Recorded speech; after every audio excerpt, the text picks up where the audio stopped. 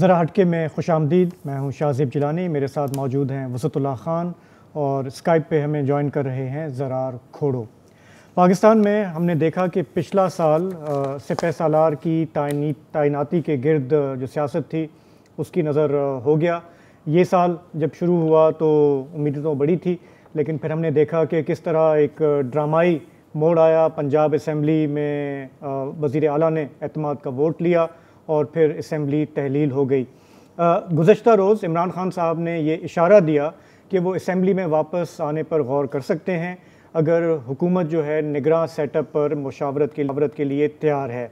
आज जवाब आया हुकूमत की तरफ से और उन्होंने 35 PTI के अरकान के इस्तीफ़े कबूल कर लिए।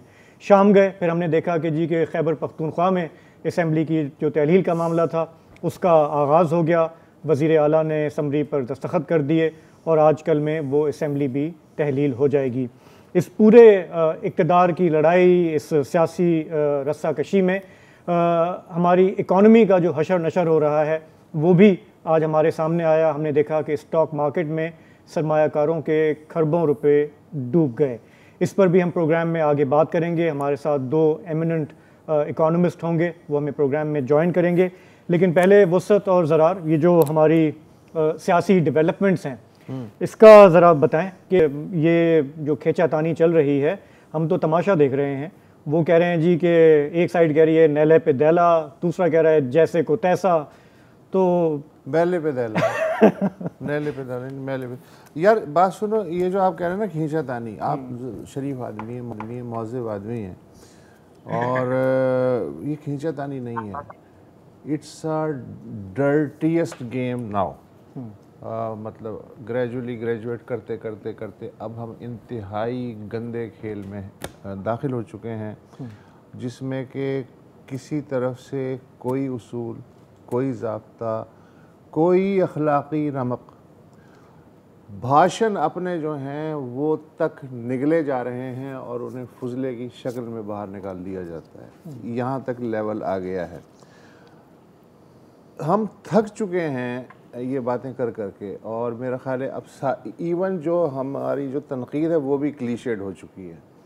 यानी किसी भी सो कॉल्ड बड़ी पार्टी को ले लें, किसी भी सो कॉल्ड मुदब्बिर को और कौमी सियासतदान को ले लें, उनकी जो औकात है वो सिर्फ़ और सिर्फ ये है कि दूसरा जो कर रहा है उसके रिएक्शन में सामने आ जाती है। मसलन एक आप देखें अखलाक़ी पेडिस्टल, आइन और कानून की हुक्मरानी, राजा परवेज़ अशरफ। भाई साहब, आइन ये कहता है कि इज्तिमाई इस्तीफ़े कबूल नहीं हो सकते।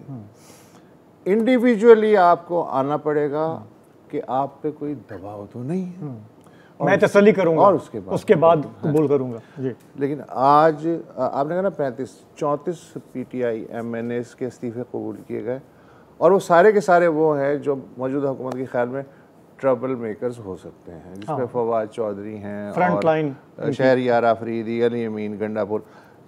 35वां इस्तीफ़ा जो है वो शेख रशीद साहब का है। तो 34 ये हैं। अच्छा, अब इनमें से मुझे कोई बताए, राजा परवेज़ अशरफ साहब के कोई एक इन 35 में से आपके सामने ज़ाती तौर पे पेश हुआ? चले 11 पहले आपने कर दिए, इस्तीफ़े कर दिए, नोटिफाई कर दिए, और उसके बाद फिर आपने एक उसूली मौक़िफ़ अपनाया। इन 35 में से एक भी पेश नहीं हुआ।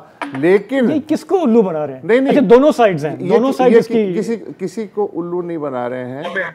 मसला ये है कि जो खान है वो एक चीज़ करते हैं, एक बयान दे देते हैं।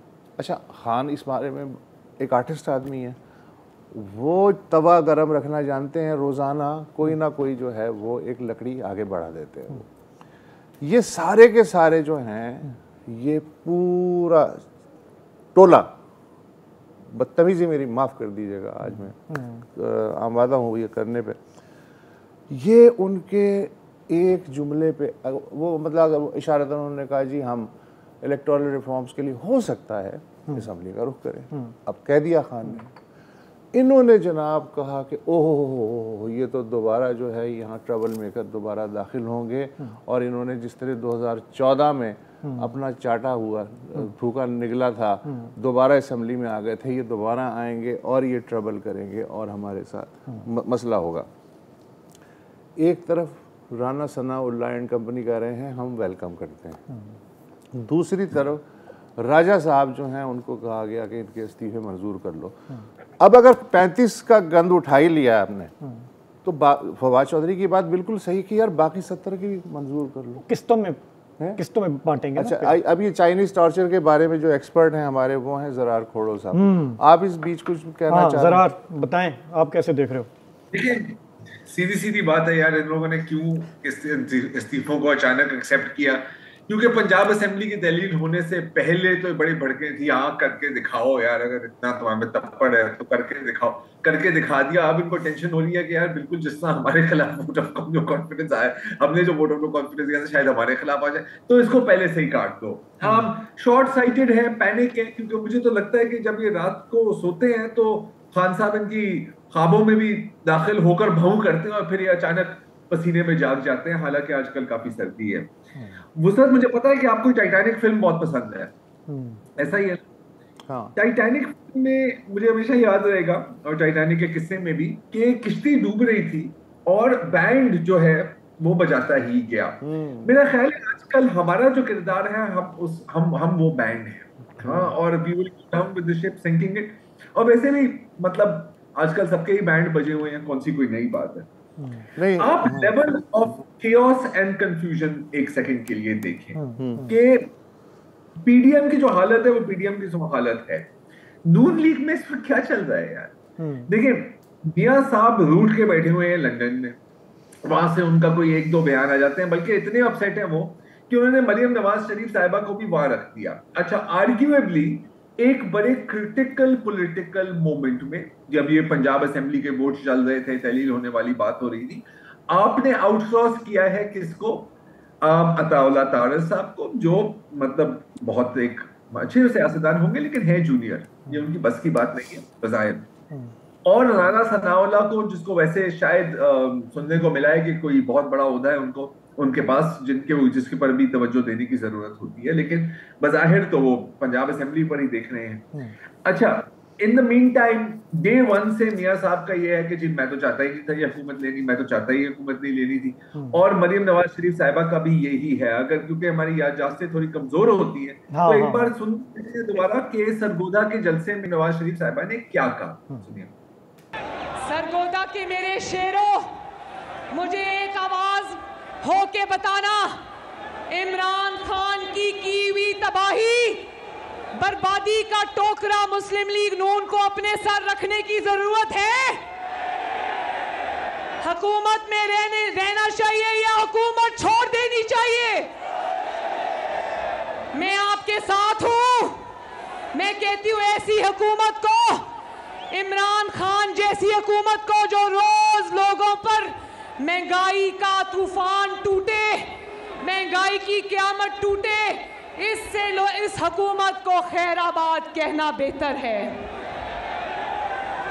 खैराबाद कह दो और अवाम के मैदान में आ जाओ और मुकाबला कर लो। जी जरार। अच्छा, अब देखिए, मुझे ऐसे लग रहा है कि मियां नवाज शरीफ और मियां मरियम नवाज शरीफ ने कहा है कि जी शहबाज भाई / अंकल साहब, आपको बड़ा शौक था वजीर आजम बनने का, अब आप संभाल लें। अच्छा, अब इसमें क्या होगा कि लॉन्ग टर्म में नून लीग के अंदर शहबाज शरीफ और हमजा का थोड़ा सा पत्ता कटेगा और इनकी जो ग्रुपिंग है ये शायद गालिब हो जाए पार्टी पर मजीद। अच्छा, अब आपकी घरेलू जो लड़ाइयां हैं वो तो इस तरह रिजॉल्व हो जाएंगी, लेकिन पार्टी का इन द मीन टाइम बेड़ा गर्क हो गया है। मैं ये भी नहीं कह रहा कि हो रहा है, मैं क्लियरली कह रहा हूं हो गया है। हर बंदा जो है वो कोई आपकी बात सुनने के लिए तैयार नहीं है, क्योंकि जो सिंकिंग शिप है इकोनॉमी की वो सबके सामने है। तो माय पॉइंट है इसके, इससे आपकी सीरियसनेस पार्टी की समझ आती है कि आप अपनी अंदर की जो पॉलिटिकिंग है और जो दाव पेच है उसको आप ज्यादा प्रायोरिटी दे रहे हैं, मुल्क तो छोड़ दूर की बात, अपनी पार्टी के ऊपर।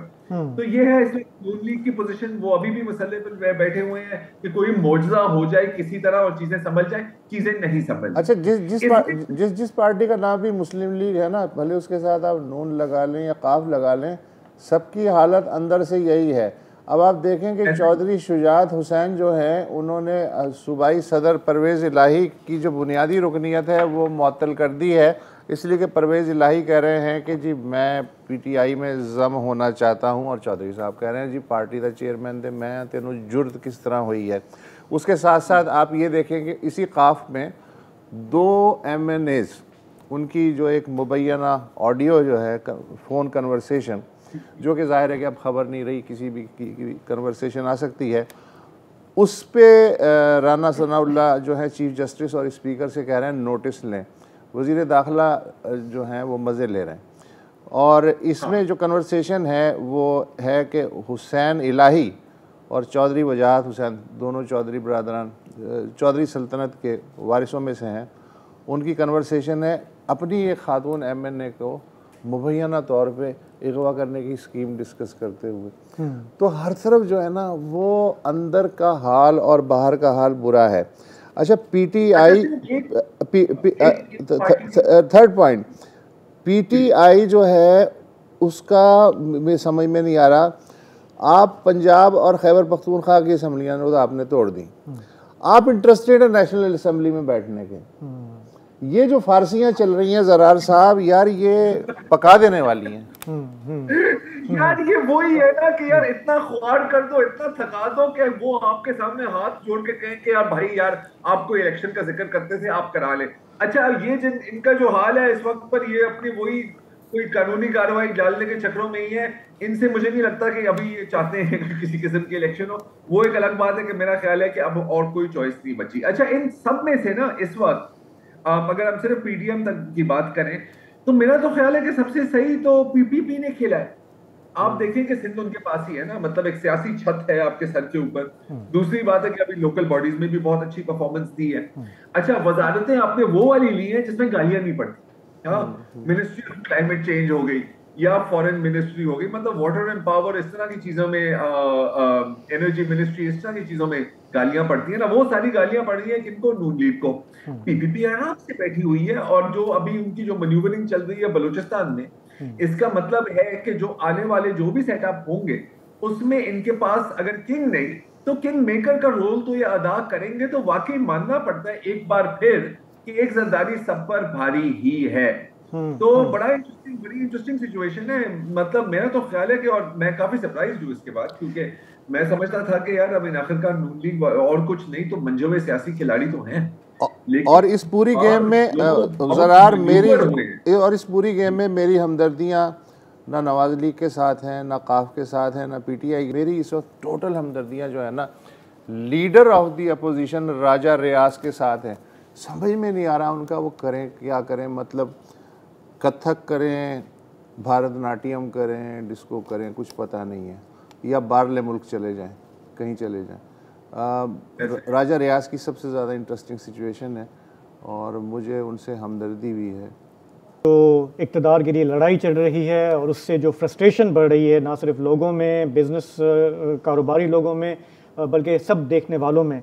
आज हमने देखा कि स्टॉक मार्केट में काफ़ी ज़बरदस्त गिरावट आई, और ओवरऑल जो इकॉनमी जिस तरफ जा रही है, थोड़ा सा उस पर बात करते हैं कि लोगों पे उसका क्या असर आ रहा है, हम किस तरफ जा रहे हैं। स्टॉक मार्केट में जो गिरावट आई है, स्टॉक इंडेक्स 3.47% जो आज गिरा है, उसके बाद से ये 27 जुलाई 2020 के बाद से सबसे ज़्यादा कम लेवल पे है जी। खरबों का नुकसान हुआ है उसमें। तो हमारे साथ इस वक्त मौजूद हैं यूसुफ नज़र साहब, से वो हमें ज्वाइन कर रहे हैं, पाकिस्तान की इकॉनमी पे लिखते रहते हैं। और यूसुफ साहब, आपका मैं जो लेटेस्ट आर्टिकल है वो मैं देख रहा था, जिसमें आपने कहा कि इस वक्त जो ये पूरा IMF जाने ना जाने का मामला रुका हुआ है, उसकी वजह से भी ज़ाहिर है कि ये स्टॉक मार्केट में ये हमें नज़र आ रहा है। लेकिन आपने काफ़ी आपने एक तो ये कहा है कि ये जो हम आर्जी हल ढूंढते हैं उससे मसला हल नहीं होगा, हमें रेडिकल सॉल्यूशंस की ज़रूरत है। और आपने ये भी कहा है कि डिफ़ॉल्ट जो है वो अल्टीमेटली होना है। आपको पता है कि इसहाक डार साहब बहुत नाराज़ होते हैं जब कोई इस तरह की बात करता है। वो कहते हैं कि ये लोग जो है ये हमारे जो है मुल्क के खैर ख्वाह नहीं हैं। ज़रा सा ये हमें बताएंगे ये ख़राब खबर जो है आपके एनालिसिस के डिफ़ॉल्ट की तरफ वो क्यों अनअवॉइडेबल क्यों है? देखिए, इस वक्त जो पोजीशन है, एक हफ्ते से भी पहले भी पाकिस्तान के जो फॉरेन एक्सचेंज रिजर्व्स थे वो $4.3 बिलियन तक गिर गए थे, जो 3 हफ्ते की इंपोर्ट्स का भी खर्चा पूरा करने के लिए भी काफ़ी नहीं है। उसके बाद से कोई अभी तक ये खबर नहीं आई है कि कोई कैश इनफ्लो हुआ हो हमारे पास। तो मुझे खदशा ये है कि स्टॉक मार्केट तो आप एक तरफ रहने दें, अगर फौरी तौर पे इमदाद जो है कोई नहीं आती है तो ये ऐन मुमकिन है कि हम पेट्रोल और जो दूसरी चीज़ें हैं, जैसे हम खुर्दनी तेल जो इंपोर्ट करते हैं और बहुत सारी चीज़ें जो इस्तेमाल होती हैं, हम दालें वगैरह, तो जो ज़रूरी अशियात हैं जिसमें पेट्रोलियम और कुकिंग ऑयल जो है सरफहरिस्त है, अगर उसके स्टॉक्स जो हैं पहले ही लो हैं, अगर हम उनको मज़ीद इंपोर्ट नहीं कर पाते हैं तो ये मामला स्टॉक एक्सचेंज से और ये करेंसी से बहुत आगे बढ़ जाएगा। ये अभी प्राइम मिनिस्टर और आर्मी चीफ जो गए थे मुत्तहिदा अरब अमारात, सऊदी अरब, वहाँ से प्लेजेस मिले हैं, डिफर्ड ऑयल की बात हुई है। मैं प्लेजेस तो वो देखे, मैंने देखे। मैं आपको बता रहा हूँ, ये तो कोई कैश आया नहीं है। जहाँ तक सऊदी अरब का ताल्लुक है, जी रोल ओवर ज़रूर हुआ है लोन्स का, लेकिन कोई फ्रेश लैंडिंग जो है अभी तक सामने नहीं आई है। जहाँ तक ताल्लुक है सऊदी अरब की $1 बिलियन की एडिशनल फैसिलिटी का, वो डिफर्ड क्रेडिट है। इसका मतलब ये होता है कि आपको कोई कैश नहीं मिलेगा। हाँ, अगर आप तेल खरीदना चाहें तो उसको आप खरीद सकते हैं, तो वो $1 बिलियन के लिए है। तो ये जो सूरत हाल बन रही है, और इसमें हमें और बहुत सारी चीज़ें हैं, उनके पेमेंट्स भी करने हैं। तो परसों जो है अगेन जो है स्टेट बैंक जो अपना बताएगा कि उस वक्त फॉरेन एक्सचेंज रिजर्व्स की लेटेस्ट पोजीशन क्या है। हमें फौरी तौर पर, मैं समझता हूँ, कैश जो है इंजेक्शन चाहिए इकोनॉमी को बाहर से, कोई $5-6 बिलियन का चाहिए टू स्टेबलाइज द सिचुएशन। अगर ये सिचुएशन स्टेबलाइज नहीं होती हैं तो मामलात किसी तरफ भी जा सकते हैं। इसहाक डार साहब चाहे नाराज़ हों या ना हों, कम से कम मेरी सेहत पे इससे कोई फ़र्क नहीं पड़ता। मैं ये बताना चाहूँगा कि ये जो भाई गए थे यूएई में, उसमें भी देखिए, अगर इस यूएई सऊदी अरबिया को मिला के कोई $6-7 बिलियन की अगर कैश की बात हमें होती, मिल जाते, तो हमें, हमारे पास ये कहने का जवाब होता कि हमारी जो दोस्त ममालिक हैं ये हमारी जो है होल हार्टेडली मदद कर रहे हैं। इसकी फ़िलहाल कोई कॉन्क्रीट जो है एविडेंस नहीं है। सबसे ज़्यादा और जो अहम बात है, माफ़ कीजिएगा, वो ये है कि चाइनीज़, आपको पता है कि इस वक्त जो हमारा सबसे बड़ा जो जिसके हम कर्जदार हैं, जिसके मकरूज़ हैं, वो चाइना है, तकरीबन $30 बिलियन का। जो हमारा पूरा पब्लिक डेट है, मतलब सरकारी तौर पर जो डेट है $100 बिलियन है, तो समझ लें 30% जो है वो चाइना की तरफ है। उस तरफ से बयानात तो आए थे, लेकिन अभी तक कोई पॉजिटिव जो है कॉन्क्रीट बात जो है एडिशनल फंडिंग की वो सामने नहीं आई है। दूसरी तरफ IMF से जो हमारा रिव्यू होना था, जो नवंबर में दिसंबर में कंप्लीट हो जाना चाहिए था, और कुछ दिन पहले अभी वज़ीर आज़म ने कहा था कि उनकी IMF की MD से बात हुई है, और कुछ दिन में, बल्कि उन्होंने कहा था 2-3 दिन में जो है वो IMF के लोग आ जाएंगे। वो जो है अभी तक IMF के वफ़द की आमद की कोई खबर नहीं है, कोई आसार नहीं है। अच्छा यूसुफ नज़र साहब, ये जो है ना कैच 22 सिचुएशन है, इसलिए कि IMF $1.18 बिलियन की जो किस्त है वो तब तक रिलीज़ करने पे तैयार नहीं है जब तक आपने जो एग्री किया था उसके हिसाब से बिजली के और गैस के टैरिफ ग्रेजुअली बढ़ाने से हिचकिचा रहे हैं, पेट्रोलियम लेवी में आप इजाफ़ा नहीं कर रहे इसहाक डारियत की वजह से, तो वो तो उन्होंने तो तय किया हुआ है कि वो आपको ब्लीड करते रहेंगे, देखते रहेंगे, लेकिन वो नहीं देंगे जब तक कि कर सकते हैं। अब इनका मसला ये है कि ये अब मज़ीद अगर कमर पे बोझ डालते हैं तो एक चटाख की आवाज़ भी आ सकती है, पब्लिक रिएक्शन जो है, और हुकूमत जो है आपको पता है कि 1 या 2 वोटों पे खड़ी है। तो इस सिचुएशन में ये खाएं किधर की चोट, बचाएं किधर की चोट, हम और आप भी अगर इस सिचुएशन में होते हम तो बौखला जाते। नहीं, मैं आपसे को पूरी तरह इत्तेफाक नहीं करता। ये आमतौर पे कहा जाता है, लेकिन ये बात गलत है। क्यों? जब ये आए थे 9 अप्रैल को, उस वक्त मई में मैंने एक आर्टिकल लिखा था फाइनेंशियल टाइम्स में और पूरा एक रोड मैप दिया था। मैंने और भी लिखा, मैंने कहा था कि इनको पेट्रोल की कीमतें फौरन बढ़ा देनी चाहिए। बहुत सारे लोगों को ये बात शायद ना पता कि पाकिस्तान में जो 90% आबादी है उनके पास गाड़ियां नहीं है। डीजल जो है इंपॉर्टेंट है, तो मेरा ये था कि आप डीजल की प्राइस जो है ना बढ़ाएं, इसलिए कि उससे पब्लिक ट्रांसपोर्टेशन मुतासिर होती है, लेकिन आप पेट्रोल की प्राइसेस बढ़ा दें। दूसरी बात जो मैंने कही थी कि आप रियल एस्टेट पे टैक्स लगाएं, इसलिए कि IMF का एक बहुत बड़ा मसला ये है कि आपका जो बजट डेफिसिट है वो बहुत ज़्यादा है। आप ना ताजरों से टैक्स लेना चाह रहे हैं, ना आप रियल एस्टेट माफिया पे टैक्स लगाना चाह रहे हैं, और आप चाहते हैं ये हैं कि काम ऐसे ही चलता रहे।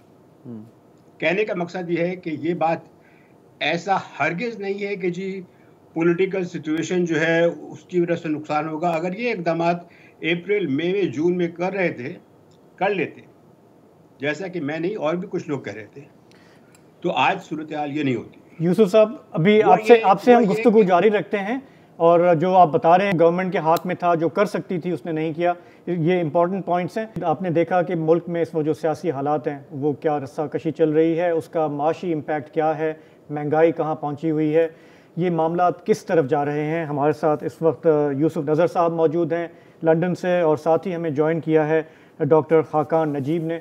उनका पाकिस्तान की वजारत ख़जाना का खासा तजुर्बा है। तो ब्रेक पे जाने से पहले यूसुफ साहब, आप बता रहे थे कि इस गवर्नमेंट के पास, PDM गवर्नमेंट के पास चांस था पिछले साल जब वो आए थे, वो पेट्रोलियम प्राइसेस को बढ़ा सकते थे, वो टफ डिसीजंस ले सकते थे, लेकिन नहीं लिए।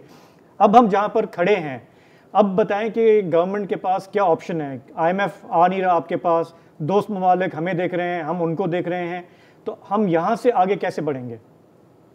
देखिए, फिलहाल तो आपके पास कोई ऑप्शन नहीं है सिवाय इसके कि आप IMF से जितना जल्दी हो सकता है इस रिव्यू को कंप्लीट करें और इस प्रोग्राम पे आप अमल दरामद करें। इसलिए कि अगर आप नहीं करते तो फिर आपके पास चॉइस क्या है। ये जो इन्फ्लेशन जो अभी 30% है ना, ये 60% तक जा सकता है। टर्की में, जिनसे हमारे काफ़ी लोग या लीडर्स बहुत मुतासिर हैं, उन्होंने IMF की रिकमेंडेशंस को रिजेक्ट कर दिया था। टर्की में इस वक्त इन्फ्लेशन रेट जो है 64% है। हमारी तरफ यह है कि ये टेल की बात करते हैं। IMF ने फरवरी का डॉक्यूमेंट है उनका, ये उनकी वेबसाइट पे भी है, उसके आप पेज 18 पे देख लीजिए। IMF ने ये भी तो कहा था कि जो कॉर्पोरेट सेक्टर पर सब्सिडीज हैं उनको 2/3 से या 2/3 से कम किया जाए। कॉर्पोरेट सेक्टर को मिनिस्ट्री ऑफ फाइनेंस के अपने डॉक्यूमेंट्स के मुताबिक जो है कोई 1.3 ट्रिलियन रुपीस या $5 बिलियन जो है वो कॉर्पोरेट्स को सब्सिडी दी जाती है। उसकी बात तो कोई करता ही नहीं है। तो टफ डिसीजंस का ये मतलब नहीं कि खाली पेट्रोल की प्राइस कराएं। ये जो आपकी शुगर माफिया है, ये जो टेक्सटाइल स्पिनिंग वाले हैं, एप्टिमा वाले हैं और दूसरे लोग हैं, इनको जो आप हिडन भी हैं सब्सिडीज वो जो देते हैं, आप उनको खत्म करें। आप आके पूरी तरह ट्रांसपेरेंट जो है तरीके से बात करें, वो होती नहीं है। तो जब तक हम ऑनेस्टली लोगों को नहीं बताएंगे कि ये सारी जो हमारी अशराफिया है उसकी कीमत जो है लोग दे रहे हैं। यकीनन मैं नहीं कहता कि आप पेट्रोल जो प्राइस है उसको, आप जो इंटरनेशनल प्राइस है उससे कम जो है कॉस्ट से उसको कम पे आप उसको बेचें, लेकिन और भी बहुत सारे मामला हैं जिसकी तरफ कोई तवज्जो देते नहीं है। वो इसलिए कि उससे हमारी तमाम अशराफिया के मफादात पे ज़र्ब पड़ती है। लेकिन मसला ये है कि इन्होंने पाकिस्तान के लोगों को कुर्बानी का बकरा तो बना दिया है। अगर खुदा न खास्ता डिफॉल्ट होता है तो रुपया जिसकी हम देख रहे हैं कि ऑलरेडी जो है वो 270 वगैरह पे लेवल पे है, वो 300 रुपए से क्या 350 रुपए तक भी जा सकता है। ये पैनिक फैलाने वाली बात नहीं है जी। माफ कीजिएगा, डार साहब का अपना ट्रैक रिकॉर्ड जो है बहुत खराब है जी। 1999 में जो है IMF ने प्रोग्राम सस्पेंड किया था, वो तो फिर ये कह लीजिए कि उसके बाद जो है अक्टूबर में जो कू हो गया था, और उस वक्त भी हालात अच्छे नहीं रहे थे। अगर 9/11 ना होता तो खता ना खता पाकिस्तान का क्या असर होता। तो इसहाक डार साहब पे तो बहुत तनकीद हो रही है, हर तरफ से हो रही है, मिफ्ता इस्माइल साहब भी कर रहे हैं। डॉक्टर नजीब, मैं आपकी तरफ आना चाह रहा हूँ। अभी वसत ये बात पॉइंट आउट कर रहे थे कि किसी भी पॉलिटिकल गवर्नमेंट के लिए अगर हम IMF प्रोग्राम में जाते हैं, ये गैस के नर्ख, ये बिजली के नर्ख, ये बढ़ाना पॉलिटिकली कितना मुश्किल होता है। आप क्या कहेंगे कि अब इस गवर्नमेंट के पास क्या चॉइसेस हैं कि बस या इलेक्शन करा दें, ये फैसले ना लें अभी? बिस्मिल्लाहिर्रहमानिर्रहीम, thank you for having me on Dawn, it's good to see all of you guys. देखिए, एक तो मैं बारहा ये, और मैं लिख रहा हूँ डॉन में, मेरा नेक्स्ट आर्टिकल जो है वो इसी चीज पे आ रहा है कि एक तो ये समझना चाहिए कि बिजली के निर्ख का तयन पाकिस्तान में IMF नहीं करता, गैस के निर्ख का तयन पाकिस्तान में IMF नहीं करता, पेट्रोलियम प्राइसेस के निर्ख का तयन पाकिस्तान में IMF नहीं करता, टैक्सेशन किस तरह की कौन सी करनी है इसका भी तयन IMF नहीं करता। And this is a person speaking जिसने पाकिस्तान के एक प्रोग्राम को एंकर किया है और दूसरे प्रोग्राम में भी मतलब फर्स्ट रिव्यूज में मौजूद रहा हूं। सितंबर 2020 को आपके एक रेगुलेटर ओगरा ने एक गैस के निर्ख का तयन किया। आज आप 27 महीने बाद हम बात कर रहे हैं जनवरी में, उसके बाद कई डिटर्मिनेशंस आई। हमने एज अ नेशन, अथॉरिटीज ने, लीडरशिप्स ने, गवर्नमेंट ने, सब ने मिलकर उसको पास ऑन नहीं किया। अब हम कहाँ खड़े हैं? हम वहां खड़े हैं जहां पे इसकी वजह से एक 1600 अरब रुपए का, 1600 बिलियन का ये एक की कंट्रीब्यूटर है उस सर्कुलर डेट के बिल्डअप होने में। इनएफिशिएंसी, लाइन लॉसेस, उसके UFG लॉसेस, वो सब अपनी जगह। अब IMF आपको क्या कह रहा है across the table, and I talk to both Pakistan government even today and the folks in the abroad also, वो क्या कह रहे हैं? वो कह रहे हैं कि इसको बताइए क्या करना है गैस का। अगर मैं पाकिस्तान को इस वक्त एडवाइस कर रहा हूँगा तो यही कहूंगा ना कि आपको कुछ कीमतों में रद्दो बदल करना पड़ेगा, ये आपका अपना कॉल है। I will not even want to wait for IMF to tell me कि ये काम मुझे करना है। सो कुछ इसको ठीक कीजिए, कुछ बिजली को ठीक कीजिए, कुछ मेरा ख्याल है कि पाकिस्तान अगर 200 से 300 अरब के टैक्सेस ऑन, जैसे पहले सही फरमा रहे थे, on the landed aristocracy, on the land, on the commercial banks जिनका एक विंडफॉल प्रॉफिट हुआ है, इन एवेन्यूज पे लगा दे तो we should move ahead with the fund.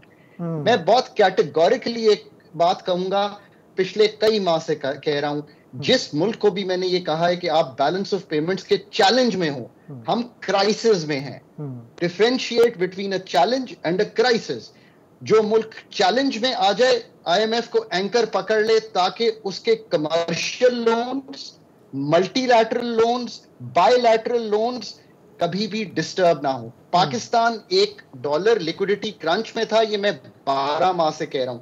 आज on your programme I am going to change that statement. Pakistan एक सवियर डॉलर लिक्विडिटी क्रंच में है, उसकी वजह से इकोनॉमी जो है वो कॉन्ट्रैक्ट ज्यादा कर गई है बनिस्बत के जितनी करनी चाहिए थी। आज ही मैंने देखा नंबर जब PBS का, तो मुझे लार्ज स्केल मैन्युफैक्चरिंग देख के ये एहसास हुआ कि इकोनॉमी ज्यादा कॉन्ट्रैक्ट कर रही है, GDP शायद इस साल का पॉजिटिव भी ना हो सके। ये एक बहुत ही ऐसी सूरत हाल है। हम फंड के पास जाते हैं, आप लोग हैरान हो, और बाकी दोनों दोस्त, कि हम फंड के पास जाते हैं कि कॉन्ट्रैक्ट करेंगे इकोनॉमी को। हम फंड के पास इस वक्त जा रहे हैं कि इकोनॉमी को थोड़ा खोल देगा वो, ताकि डॉलर्स फ्लो इन करेंगे, एक्सपोर्ट्स शुरू होंगी। ये याद रखिए कि 10% रेमिटेंस पिछले इस साल में कम हुई है, फाइनेंशियल ईयर की बात कर रहा हूं, और इसी तरह 6% आपकी एक्सपोर्ट्स भी कम हुई हैं। जी डॉक्टर साहब, ये बिल्कुल मतलब आप हमें ये बता रहे हैं कि IMF हमारा दुश्मन नहीं है, बल्कि वही बात कह रहा है जो हमें खुद करनी चाहिए। हम बात कर रहे हैं पाकिस्तान की डूबती हुई मईशत के बारे में, और हमारे साथ डॉक्टर खाकान साहब हैं, यूसुफ नजर साहब हैं, और भी बहुत पढ़ी लिखी बातें हो रही थी। मैं बहुत जहलाना किस्म का सवाल पूछने वाला हूँ। यूसुफ साहब और खाकान साहब, हम हमेशा आप किसी से भी बात करें और हम बिलखसूस ये बात कर रहे होते हैं कि जी बुनियादी मसला है कि हमारे यहाँ पॉलिटिकल स्टेबिलिटी नहीं है। अगरचे ये जादू से किसी तरह पॉलिटिकल स्टेबिलिटी हो जाए तो फिर thumbs up, everything will be okay और हम आगे बढ़ सकेंगे। हमने बार बार निशानदेही की है कि क्या मसले मसाइल हैं। एक छोटा सा जिस बात पर मैं हमेशा फोकस करता हूं वो ये है कि जी जब तक आपके बिजनेसमैन, आपके जिसके पास पैसा है, उसको प्लॉट बेचने खरीदने में और बेचने में ज्यादा फायदा है बनिस्बत के वो कोई कारोबार लगाए, लोगों को रोजगार मिले, इकोनॉमिक ग्रोथ हो, तो कुछ हल नहीं होने वाला। रियल एस्टेट पे टैक्स नहीं है, हजार चीजें हमने हमेशा बात की है। फर्ज करें कि किसी मोजरे से चमत्कार हो जाए और पॉलिटिकल स्टेबिलिटी आ भी जाए, क्या ये जो मुश्किल फैसले हमें लेने हैं, जो हमने बड़ी मछलियों के ऊपर हाथ डालना है, जो हमने माफियाज को टैक्स नेट पर लाना है, क्या कोई हुकूमत, क्या किसी भी हुकूमत की ये बस की बात है? आपको अनकरीब, और मैं चले कह रहा हूं 10-20 साल में, आपको लगता है कि कोई भी इस तरह का काम करेगा, या फिर जब हम डिफॉल्ट करेंगे बकायदा ऑफिशियली फिर ही लोग जागेंगे? क्या लग रहा है आपको यूसुफ साहब? देखिए, शुक्रिया अब्दुल्ला साहब। बात दरअसल ये कि अगर आप बहुत ही मुझसे आप फ्रैंक ओपिनियन पूछना चाहें तो वो ये है कि हमारी जो एलीट्स हैं, चाहे वो किसी भी तरफ हों, दाएं या बाएं या सेंटर या किसी यूनिफॉर्म में या बगैर यूनिफॉर्म के, इनको कोई खास परवाह है नहीं। इसलिए कि इनके जो चीजें हैं, इनकी जो लाइफ है वो चलती रहती है। तो मैं तो ये कहूँगा कि चाहे सियासी स्टेबिलिटी आए या ना आए, चाहे जो मुशर्रफ साहब का दौर था उनके पास तो मुकम्मल इख्तियारात थे, उन्होंने भी जो है ऐसे कोई काम नहीं किया। और उसके बाद जो है 2013 में जो है फिर जो ये गवर्नमेंट डाइरेक्टिव्स के मुतालिक कहा जाता है कि बड़ी प्रो बिजनेस थी, उन्होंने भी वो इकदाम किए थे जिससे अशराफिया को फायदा हुआ था और पाकिस्तान की एक्सपोर्ट्स को नुकसान पहुंचा था। आइए इमरान खान साहब की तरफ, उन्होंने भी जो है वो इकदाम किए, IMF से एग्रीमेंट करने के बावजूद वो सियासी मफादात के लिए उन्होंने उनको रिवर्स किया और उसकी कीमत जो है चुकानी पड़ी। उसके बाद PDM की गवर्नमेंट आई। आपको एक थोड़ा सा, मैं ये अभी खाकान साहब ने बात की, I just want to give a reality check. IMF का डॉक्यूमेंट है अगस्त 16 का, उनकी वेबसाइट पे है वो। और पहली बात तो मैं कहना चाहूंगा बिफोर आई कोट इट, वो ये है कि IMF ये कहती है और आपने कमिट किया था कि आप अपना जो बजट है उसका खसारा जो है उसको खत्म करेंगे, और जिसे वो कहते हैं प्राइमरी सरप्लस, मतलब ये कि जो अदायगियां हैं सूद वगैरह की, उससे पहले जो बजट होता है उसको आप बैलेंस करेंगे बुक्स को। एंड उस डॉक्यूमेंट में उन्होंने कहा कि the authorities have taken several actions to bring the program back on track, including passing an ambitious budget for a primary surplus, significantly increasing the policy rate, eliminating post-tax fuel subsidies, and increasing fuel taxation. Yusuf साहब, ये बात अगर आसान जबान में बता दें तो बहुत लोगों को समझ में आएगी, क्योंकि नहीं, मैं इसलिए देखिए ना, मैं बिल्कुल मैं इसलिए कोट कर रहा हूँ जी कि ये कहना है कि IMF प्रोग्राम में जो है इलेक्ट्रिसिटी टैरिफ की या फ्यूल की या इनके रेट्स की कोई बात हुई नहीं थी, ये गलत है। IMF के खुद डॉक्यूमेंट्स इस बात की निशानदेही करते हैं। हुआ ये है कि हमने पहले तो उनसे एग्री कर लिया कि हम प्रोग्राम को इस तरह चलाएंगे, फिर जब पॉलिटिकल बैकलैश हुआ तो फिर हमने कहा कि अच्छा भाई है तो हमारी पॉपुलैरिटी कम हो रही है तो इससे नुकसान होगा। लेकिन मसला ये है कि जो फैसला ये है कि अगर आपसे नहीं समझ रहा है तो आप इलेक्शन करा दें।